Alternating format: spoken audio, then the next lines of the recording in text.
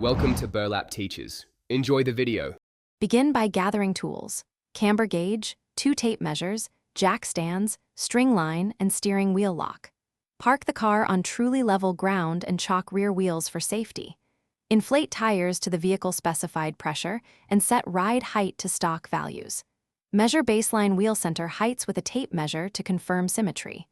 Lock the steering wheel centered before you adjust toe and caster to avoid alignment errors. Attach the camber gauge to the wheel hub and read the camber in degrees to 1 decimal place. Compare both sides to the factory camber specification and note any difference in degrees. For caster, use turn plates or measure full lock cross readings to compute caster degrees accurately.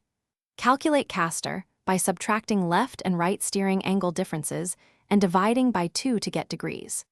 Aim for caster in the vehicle recommended range of 2 degrees to 5 degrees. Set up a string line or straight edge parallel to the vehicle center line and measure to the front and rear rim faces in inches or millimeters.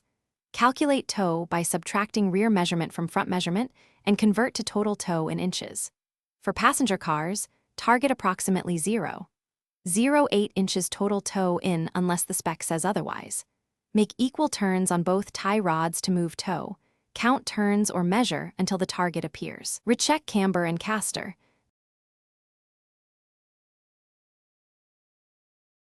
Thanks for watching. Consider subscribing if this video helped you.